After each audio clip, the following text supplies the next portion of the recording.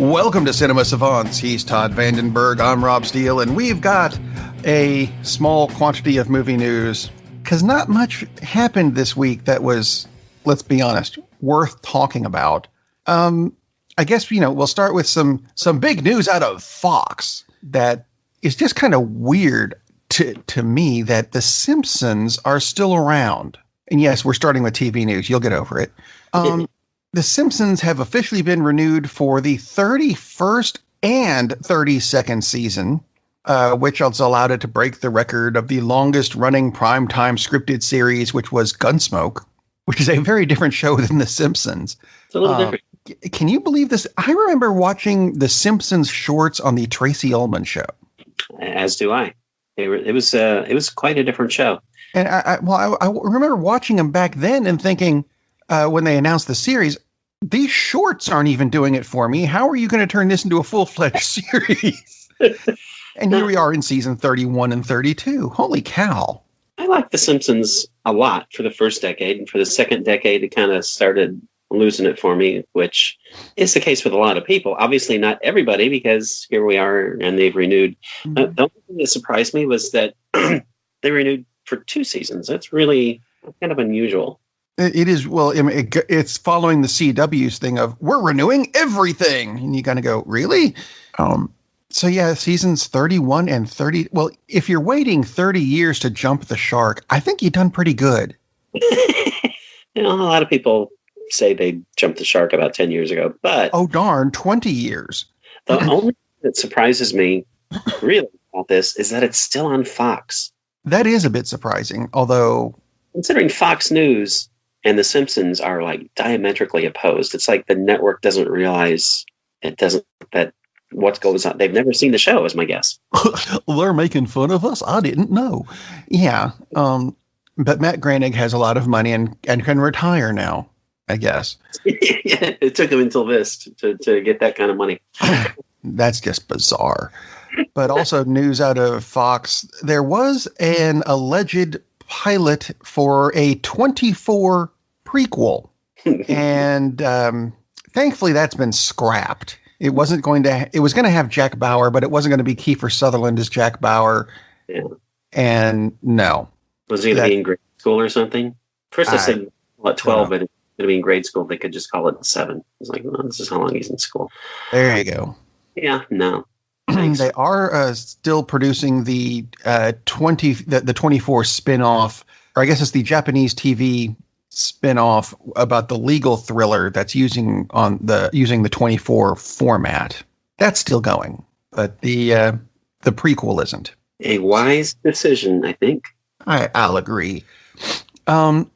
Speaking of wise decisions and guns, of which there are a lot of in 24. James Gunn.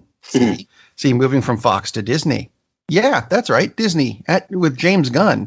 Still, and it has to do with the Guardians of the Galaxy. No, he is not coming back to direct it. No, they still don't know who's going to direct it. But Chris Pratt says, yeah, we are using his script for the movie. Because his let's see, let me see if I can find the quote. When asked if the Gunn script was being used, Chris Pratt responded, yeah. And have you read it? Yeah, I have. It's off the chain. It's so good. It's so good. So apparently it's good. It sounds like a Chris Pratt quote if there ever was. It does. So, at this point, I really wouldn't be surprised if eventually Gunn doesn't wind up directing it, because there's been a lot of pressure to get him on Disney to pull back on this. And as it stands now, it's going to be quite a while before they do it. He'll have time to do The Suicide Squad, which is sounds. It might be fun, especially since he's on it. I'm more or less looking forward to it. But the fact that you're making a sequel to a movie called Suicide Squad and the title is The Suicide Squad, wow. The other one was it was a fake Suicide Squad. Since two of them died and one of them at the beginning of the movie, and they shot him themselves. Sometimes I really wonder. Actually, I often really wonder what the hell is going on at Warner's DC. I don't know. In a sequel to this movie, what are we calling it? We threw a "the" on front of the other title because people won't be confused by that whatsoever. The Predator. Shut up. Exactly. Just first do that, and it's the same thing. It's like, what movie did you see? Did you see Predator or The Predator or Predators? Predator. Yeah. No, man, I saw Predator 2. Oh, dang. That was Alien versus Predator the 2. What?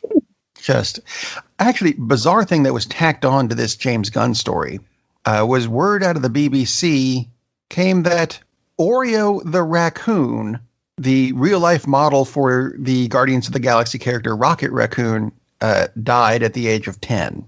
I don't know if that's a long time for a raccoon. And this is an actual raccoon. So. I thought we were staying away from the dead performer stories. That makes me sad now. It's not a dead it's a raccoon. It's a raccoon, but still, his name is Oreo, or her name was Oreo, whichever. Yeah, it didn't actually say. It didn't give a gender, man, because it's a gender fluid society. And you know what? Before I get into trouble on that, moving on to the next story. Also out of Disney, also concerning Marvel, and yet still concerning Fox. Disney CEO Bob Iger said that Deadpool is still going to be rated R when they do them through Disney. I don't know if it's still going to be as R as Deadpool has been, but I think that's interesting news. It is interesting news. That's also really smart news. Oh, yeah. I mean, I haven't been the biggest fan of the Deadpool movies, although I'll give them that they did Juggernaut right in the second one. that they did. Juggernaut's one of my favorite characters, and I'd like to see him get a better role than that. But there's a pun if you're paying attention. Just saying. I was going somewhere with that, and I've lost it. No, it's you have to kind of keep going in that same vein, because otherwise it's not going to be a Deadpool movie, and then you lose your audience, and it's making a ton of money. Yes. So a mistake for them to do that. So good for Disney, branching out. Going to be a hard R movie out of Disney, which is weird. Billionth year. But it's not going to have a Disney logo on it, so hopefully they've figured that out. That it really isn't going to make people aren't going to have that connotation, or they shouldn't be shocked as, oh my God, what's going to happen now? Mickey, what did you do? Yeah, exactly. They're not going to have. Well, can't tell that joke, but anyway, yeah, I think you know the joke I'm talking about with Mickey and Minnie and Goofy. But that's so you don't have to worry about it. So hard R movie from Disney, and I guess we're going back to Fox kind of with this one, because it's kind of tied in with Fox's Gotham. Yes, we're switching to DC now, so expect this to be not as friendly because they haven't done a good job. And I suspect this is going to be kept up with this series, Pennyworth, the Alfred prequel series. This is Alfred of Batman fame. They said it's going to be an unhinged R-rated Bat prequel. So Alfred as Deadpool, kind of. Yeah. Which I can see, and yet, no, don't do this. No, I can't see it at all. Alfred's being played by Jack Bannon, and he goes, he's a former British SAS soldier in his 20s who forms a security company and goes to work with a young billionaire Thomas Wayne before Bruce is born. Yeah, right. It's just a story that doesn't need to be told because it sucks. I don't know that it's... I think if you just called it Alfred and came out with this series and didn't have it linked in the slightest to Batman. Exactly. Or better yet, don't call him Alfred. Have him change his name in the last episode, or if it's a movie. I keep seeing that it's a movie and it's a TV series. I don't know which it is because they don't seem to have made up their minds on this. What? Marvel or DC and Warner is not making up their minds? Who knew? Yeah. Have him not be the established character of the butler caretaker that's been there for decades.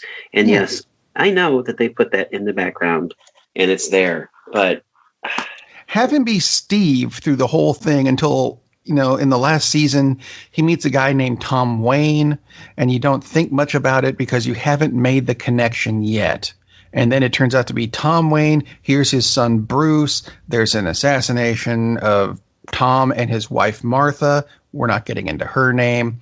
And then, in his will, take care of Bruce. Oh, crap. I'll be the butler. I'm changing my name to Alfred, and I'll train him to be a badass kid. How's that? There's a way to do it. Instead of coming out up front and saying, it's an Alfred series. And you kind of go, concentrate on making it a good character first. I have negative interest. Not no interest. I have negative interest. I would honestly try to dissuade people from watching this because it sounds like another freaking train wreck. Well, speaking of freaking train wrecks, that's not the only news out of DC this week. And actually, I don't know. This could end up being good because it's a CW-based TV series. And they've done fairly good, at least in the first couple seasons of them. This one concerning the forthcoming Batwoman TV series, where we've got ourselves a villain. And it's been cast as Rachel Scarston has been cast as Alice. Really? That sounds like that's a vicious sounding name you've got there, Alice. She's apparently the leader of the Lewis Carroll inspired Wonderland gang. Oh dear. Now you see right off the bat, I'm going to go with, why does it have to, just because you have a female hero doesn't mean you need to have a female villain. And if you're going to go with Alice, this seems like a good place to put the Mad Hatter. It would. And that I can see Mad Hatter is a character you'd have to do a longer story with, because you can't, there's so much that you have to do, psychological stuff going on with this character. Doing him as a one-off in an episode is just going to be, oh, well, you wasted that. But doing him as a whole series or a whole season as a villain, there you go. I don't, do I follow the Batman books? Yes, actually I do. Have I heard of Alice in the Wonderland gang? No, actually, I haven't. I'm just saying. So, yeah. Does this sound like a good idea? To you? Not really, but I don't particularly care because I don't really. And I've seen some episodes of some of these CW series, but in every show, I've gotten to a point where they do something really stupid, and I'm done with it. So, yeah, there is that. Okay, how about good news from DC? You want good news? Straight up good news? Hopefully. Yeah. I'm hoping it's good news. I'm hoping it's good. Actually, no. That was a teaser because I forgot to write down these two things that I just found that they don't make sense. But it's DC and movies. There's an Aquaman spinoff coming called The Trench. It's being made now. That's not the news part. The news part is I found 5 different stories that say that this is coming. All of them on different sites all have the word exclusive attached to it. You use that word a lot. I do not think it means what you think it means. You can't all have the same exclusive story. That's not how this works. That's not how any of this works. That's sad. So there is that. The other thing is, and I suppose this could be a spoiler, but I don't think it's going to be once you start watching the movie. The Shazam movie that's coming out. It's this year. Do we have a date yet for Shazam? We do. I can't think of it offhand, but I will have it in a moment. It's. You do that while I tell them about this. It's tomorrow. No, it's not tomorrow. Wow, that was quick. Apparently, there's going to be a cameo at the end of it, and that cameo is going to be Superman. Here's the catch. Henry Cavill isn't doing it, but that doesn't mean Henry Cavill's done doing the role. He's just, busy doing something else, and we don't know if he's coming back to do the role. So expect it to be a Superman-shaped silhouette or something with maybe a voiceover. But, oh, look, it's Superman. April 5th. April 5th. I knew it was coming up soon, but didn't want to. Anyway, yay, Superman's going to be in the Shazam movie. That's nice. Here's a better thing, because the Shazam movie, the more trailers I see of it, the goofier it looks, and I don't want another goofy superhero movie. So what I'm going to watch instead, and this is around the same time, comes from the DC animated section. the people who know how to do DC movies correctly. Justice League versus the Fatal Five. Yes, that is crossing into Legion of Superheroes territory. That's okay. They're in this too. Justice League versus the Fatal Five starts streaming on March 30th. The disc will be available on April 16th. There's a new trailer. We find out that they're introducing Miss Martian and Mr. Terrific, no relation, into the series. I like the idea. I think this ought to be good. They're introducing characters people aren't necessarily familiar with, but they're doing it with characters we're very familiar with. And it's a DC animated movie. Unless they slide back into the Batman Harley Quinn thing, it's going to be good. We would indeed hope. Yeah. Yep. So there's that. Moving on to, well, I guess we're going back to Disney because they own everything that's not DC these days. Pretty much, kind of. Ooh. News from the world, or I guess worlds of Star Wars, because there have been a lot of rumors in the past week as to what the new title of Star Wars 9 is. And earlier last week, I suppose, Star Wars Balance of the Force was going to be the title until they realized that's the name of an old digital pinball game. Okay, that's not it. Then came Star Wars Rise of the Resistance. No, that's the new ride at Disneyland. Anthony Daniels of C-3PO fame tweeted, "There's going to be a major announcement happening." But then there wasn't. And Mark Hamill popped up and said, "There's a new title of the movie, and I'm not telling you what it is," which I thought was brilliant. Leading a lot of people to suspect that the title is now Star Wars, now 100% Skywalker free. That's not it. We're probably not going to find out until the trailer comes out, which is going to be at the Star Wars Celebration Expo in April, which should be in May, so they can have it on May the 4th. So May the 4th be with you, and you have your Star Wars thing. That would have made sense. Just saying. Anyway.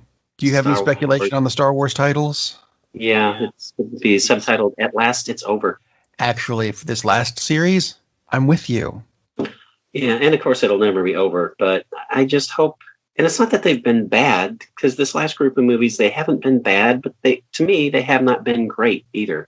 Are they improvements over things like the Phantom squalid mess? Yeah, absolutely. Yeah. Those things were atrocious. But I don't know, maybe you're just not going to be able to recapture that. And it would be difficult because the first one was a breath of fresh air, very different.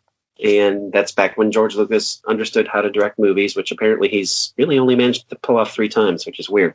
And handed it off to, excuse me, Irvin Kershner, who never gets any credit for making the best movie. It seems like no one ever talks about him. And he's the director of The Empire Strikes Back, by far the best Star Wars movie. And really started going downhill after that, for me. Return of the Jedi is fun, it's cute, it's not a great movie. And there just hasn't been a great one since the second Star Wars movie. So I guess maybe it's too much to ask. But I will put Return of the Jedi I actually don't put it that much lower than The Empire Strikes Back. But yeah, after the original trilogy, you just can't live up to that. I mean, I think that's, you get a lot of old classic lifetime excellent movies, and you can't make sequels to those. But no, you can. Look at the Marvel universe. I mean, yes, they're different characters, but they're playing with an entire universe in Star Wars. They could have chosen, and they eventually did choose to do that. They just made. They're just not doing a good job. And they're just not doing it, and I'm not sure why, but that's why Solo, which made $600 million, was, quote, a disappointment, because in context it is. Yeah, in context. And that's the thing. The James Bond series, I mean, that thing has been going on forever, longer than The Simpsons almost. Well, not almost, actually much longer, but I'm talking about individual movies, not feels like it.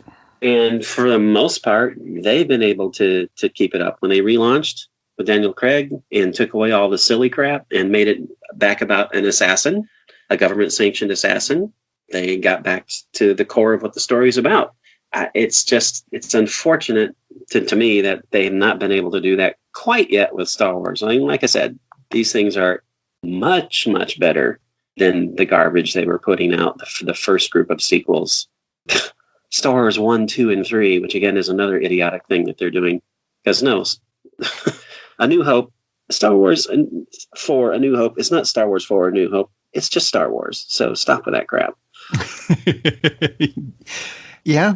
A lot of people still don't know that. When it came out, it was just Star Wars. There was no Episode 4.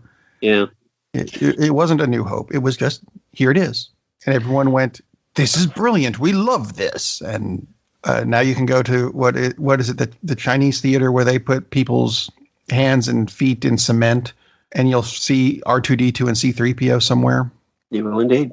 Which is kind of a weird concept. It is a weird concept. I just hope that this last one, for now, hopefully they have an even tighter script, because to me that's been part of the problem with the latest group. Is there are some glaring, obvious, stupid things in all of the movies. Is like, no, that just does not make sense. They would not do this if they were real people, and they just did it because that's the only way the writers could think of things to go. So hopefully they change that. Well, speaking of writing, yay! I think we're gonna we'll leave off with this story because it's kind of weird, and you can go back and listen to this as many times as you want because it has to do with Groundhog's Day. It is, I've been hearing that there's going to be a sequel to Groundhog's Day, and I thought, what's the point? Just watch the original again. Hint. Mm-hmm. Because there's not really. Did they ever have an explanation as to how Bill Murray got stuck in the loop? No. Yeah, I didn't think so. Just did. Unless you're going to explain that, which you can't in a way that would make sense. This sequel, Groundhog Day, like father, like son. Oh, dear. Although, if you're going to do this, here's the way to do it. This story follows Phil Connors Jr., who gets trapped in the town of Puxatawny? Puxatawny. There's too many consonants. And has to learn the true value of friends and family to escape the repeating nightmare that his dad was in. Now, the big question is, what format is this going to be? Is this going to be a big screen movie with Bill Murray in it? No. Is it going to be a TV series? No. Is it going to be a streaming series? No. It's going to be a VR video game for the PlayStation. Not making this up. There is actually a trailer for it. You can, apparently you get to be Phil Connors Jr. and figure out how to get everything to line up nicely and escape Puxatawny. Does this work for you? Because I can tell you right now, I'd get really bored with this game really quick. It just depends on what they do with it. Like with anything, it just depends on the writing. Again, like you said, I think it's a cool concept. I love the concept. It's I mean, if you're going to do it, this would be the way, I suppose. As long as Ned Ryerson is in it, then I'm happy. I think he is. Phil Connors? Actually, there's a bit in the trailer where he goes, "You look just like Phil Connors son," and you get to punch him in the face. Or something like it. It's very similar to that. Anyway, so yeah, apparently he's in it. And there you go. I know we don't normally do video game news, but it's movie related, so I think it counts. And that's really all we've got this week. There hasn't been a whole lot of interesting movie news. So what I'm going to recommend is coming back on Friday and listening to us review a couple movies that are out that you can go see, or you can, do what you probably should do, and that would be getting out and going to see a movie. Captain, we're losing power in the warp engines. I think we should be leaving now. I'm going to go home and sleep with my wife. And on that unusually harmonious bombshell, it is time to end. I am very disappointed! Man, we have a weird job. It's shameful, but it's a living. And like that, he's gone. Hey, who turned out the light?